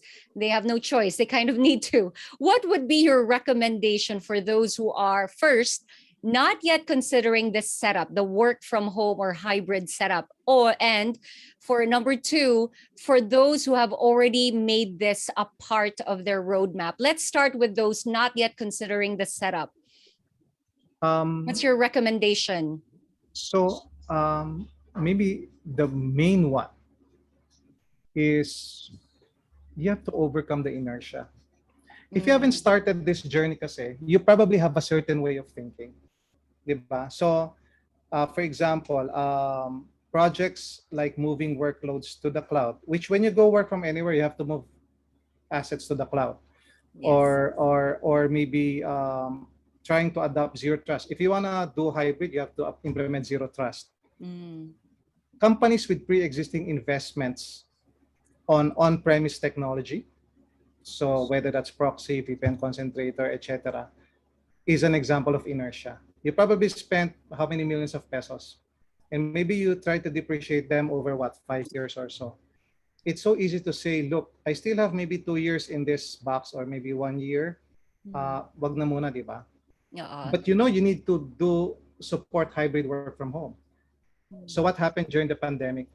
Companies that thought that way and they tried to scale yung work from home nila, suddenly realized, look, I cannot scale because my investment, my on-premise setup has a certain capacity. I need to scale to about 10,000 users and I can only support 2,000. Kasi you were thinking you still have about a year left. And you were thinking back then, look, 2,000 users, madami na yan na remote work from home. But the pandemic told you have to support 10,000 now. So you have to overcome that inertia. That thinking has to happen earlier. You have to think ahead. After the pandemic was a silver lining.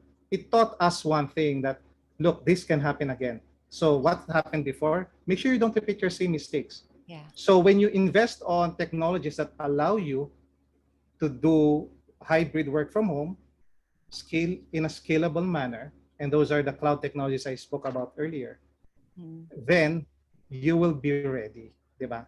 That's really my main point. Now, for the second one, if for you're those ready who have to made it, but made it as part of the roadmap, meaning you're not yet yes, executing it, diba? I guess a couple of things. Siguro number one is you have to make sure that within the organization that they are properly educated, supported, and skilled to be ready to adapt to that. Kasi you made the choice na, alam mo na nagagawin mo, di ba? A lot of this transformation, usually nakakalimutan na I have end users who will use this. If they are not properly onboarded from day one, I'm not talking of the end user. I'm not talking now of yung nagde-design, yung decision maker. The users already. You already decided this in the roadmap. You have to make sure your users are onboarded from day one, because they will be the one adapting and using this service. If they don't use it, your project will be a failure anyway. So you have to already teach them. Ano yun? How will it be like? What are the new ways of doing things? What can you do? What you cannot do, di ba? Make those things earlier. So that when you now go into execution mode, you have the support of your end users. Okay, got it. Thank you very much for all of those great tips. I've got a question for Joey. Let's talk about progressive plans in 2022. Can you believe it? That's already right around the corner for all of us. Can you share with us your thoughts on the LEED certifications and how it can complement one's business operations? In terms of LEED certification, this is definitely the trend and even the buzz phrase over the past few months. At Colliers, in fact, we have conducted a number of webinars on LEED certified, wellness certified the buildings across Metro Manila.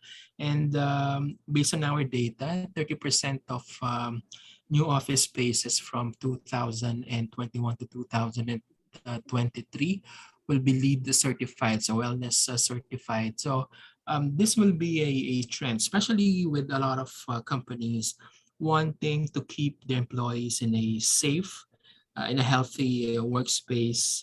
And we see some companies that are headquartered in, say, the United States and in UK, and when they have subsidiaries here in the Philippines and they're looking for office spaces, they want their units, their subsidiaries, to take up office space in LEED or healthy buildings. So this will definitely be a trend moving forward. And this is no longer surprising, given that a lot of companies are implementing ESG protocols, environmental mandates, and companies and mother uh, parent firms that would like to be housed in a sustainable office building. So this will definitely be a trend moving forward, and we believe that the demand for these LEED certified healthy buildings will only grow beyond 2021. As I highlighted earlier, we see this not just in office buildings, but even in a lot of residential towers. And according to our survey, more than 35% of investors wanting to buy a condominium unit that is implementing health and safety protocols. And a key consideration is being a well LEED certified structure. So definitely this will be the trend moving forward. And the pandemic has only highlighted the need to be in a healthy green office space. Yes. Thank you, Joey. A question this time around for JR. With connectivity and 5G playing a vital role in supporting digital initiatives for these companies, can you share with us the infrastructure plans for 5G? Yeah, I don't know if you've heard or read in the broadsheets about our president's pronouncement as to the amount of capex that are allotted for infrastructure. That's around 70 billion for this year, and that's allotted for both wireless and wired connectivity upgrades that we've been doing. That includes 5G. But as mentioned, and as I've shown a while ago in several use cases, 5G really is for the enterprise. And at some point, there might still be chances where we will need partnership together with enterprise to enable them with the right 5G connectivity that they were gonna need for their operations. Why? Because most of the 5G needed for enterprise are private in nature. And when we say private, it's basically some sort of a dedicated network that they would require to enable those use cases that I've mentioned a while ago. So we would encourage and definitely ask enterprise partnership to build those kinds of connectivity to enable them in their operations. Okay. We've got a question coming in from the audience, particularly for their industry. How can 5G complement their sector? You know, like in construction, how can 5G come and help? As we move the way we collect data on construction site via multiple sensors or devices to process it and have a real-time understanding its progress, we face an issue that the 5G currently is only reachable within the urban areas, but not within remote areas or open lands and so on. Construction sites most of the time are less dense remote areas as they are building a new community. Yeah, thanks, Jelly. Actually, the one that I've said a while ago, it's really about bringing that partnership together with enterprise, because we can enable eventually a private 5G build for customers that are in the urban areas or in the rural areas rather, so that they will be able to experience these kinds of high-speed connectivity and maybe execute it for digital transformation. How they can be enabled for their operations, Using the use cases that I mentioned a while ago, which can go across different industries, like drones for perimeter inspection. You can fly drones rather than having a roving guard to roam around the area, understand the perimeter through analytics. And with 5G, that could happen in a split of seconds. You can eventually enable AR, VR for machine inspection for safety purposes. You can do video analytics that determines the manpower that are moving around, if they're wearing safety glasses, safety helmets, and safety equipments. So those things could be done possibly for enterprise, similar to like mining and other industries that are in an area where is manpower, safety, and movement is needed to monitor.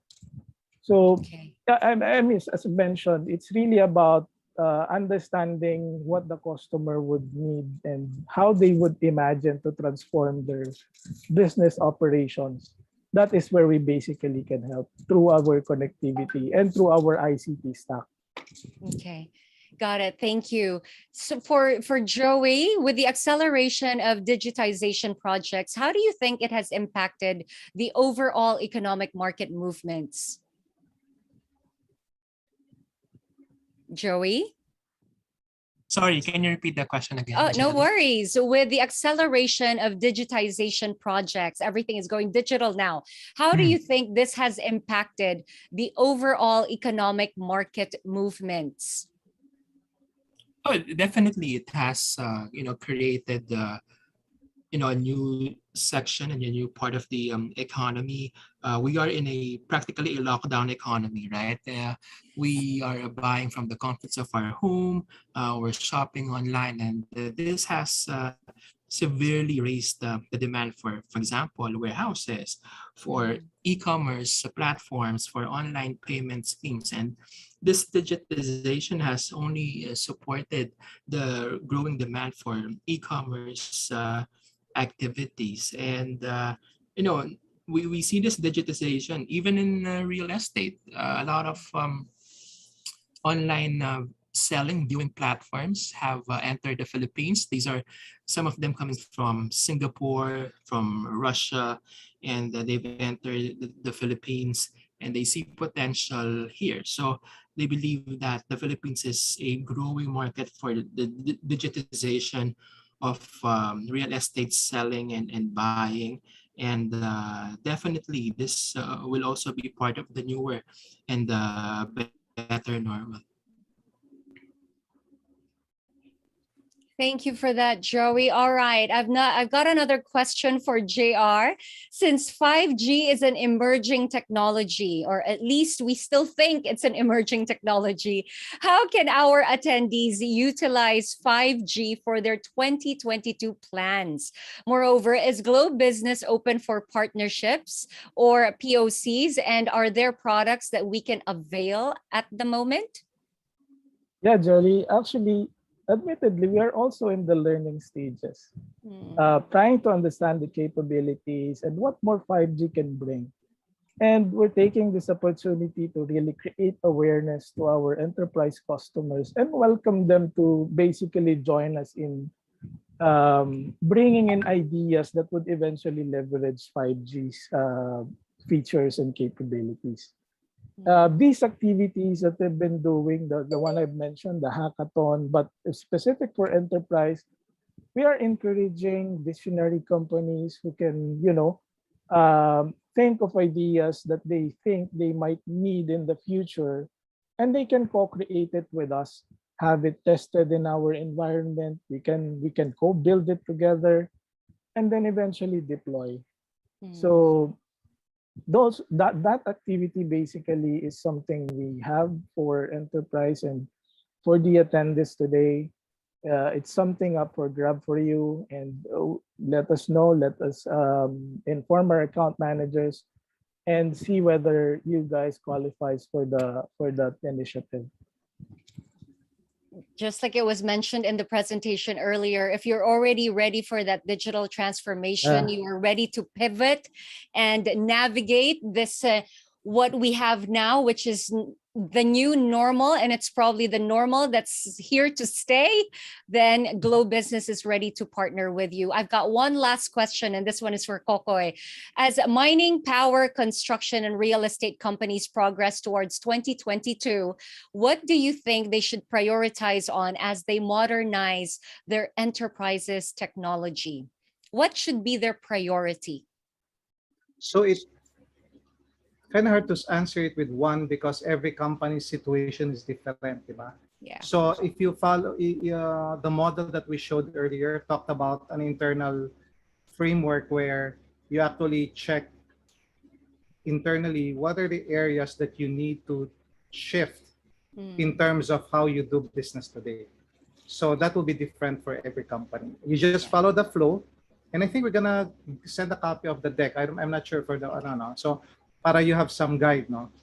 Now on a more macro view, on the industrial sector, the three main use cases in terms of technology adoption that we've seen. Some of this JR already talked about, diba?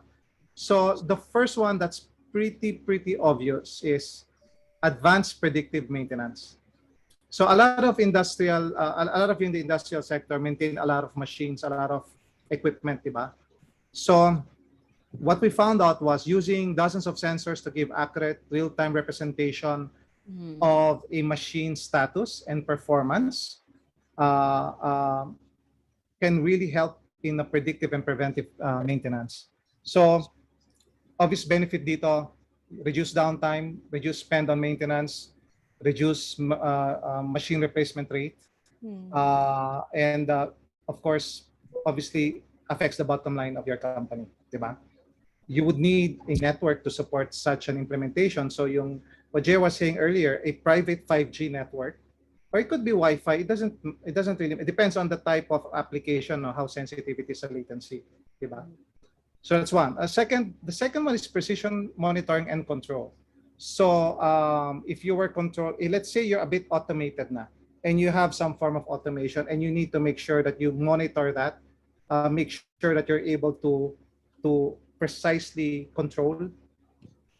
That benefit of that is you reduce the defects, you increase throughput, you increase yield. Again, affects your revenues. The third that we've seen is also mentioned earlier was the augmented reality. Meaning, if you're in the plant, you can actually use a headset to guide a worker on site with an augmented display so that the expert is somewhere out there and the one on site uses that augmented headset, and you can actually guide that person in doing whatever maintenance or repair tasks. So anong benefit nun? Obviously, you reduce the time to maintain and repair, you reduce the time for training, you can actually hire people that are more hands-on, and then you maintain an expert at the back that's guiding it. Of course, that would require a network that is also fast, whether the technologies that we described earlier, diba? Yeah. Yun yung typical na three areas that we see that's shaping up the industrial sector. Okay. Thank you very much, Kokoy. And thank you. Go right ahead. I forgot to mention, kasi we also have real estate pala dito. Yung construction kanina, sinabi na ni JR in terms of inspection, etc. That's a valid use case. Sa real estate naman, what we found was the ability to be able to track assets. So asset management, which is very interesting kasi we are actually in a big project right now with a big real estate company, and we are online already with many buildings, and that's gonna grow. What essentially we're doing for them is helping them be able to track assets. Yung very basic stuff that you usually do before manually. Remember yung question kanina on how we do things manual, but this time it's all automated sa back end with a front end application. It's actually a very basic solution to a basic problem. But it's available today. It's a very classic example of transforming your operations. So for those of you in the real estate, that is a very good use case. Okay. Thank you. Thank you for all of the examples that you've cited. Thank you, gentlemen. I wish we had more time, but we don't want to keep everyone longer than expected. We don't want you stuck in a Zoom meeting or a Zoom webinar. We appreciate your time. We appreciate your being here with us. Thank you very much to Joey Roy, to JR, and to Kokoy for all of your insights. They were very helpful. And of course, for answering the questions. Now, right after this session ends, a quick survey will pop up on your browser, or you can scan the QR code right now. Please take a look at this QR code. Please scan it, accomplish this survey form fully.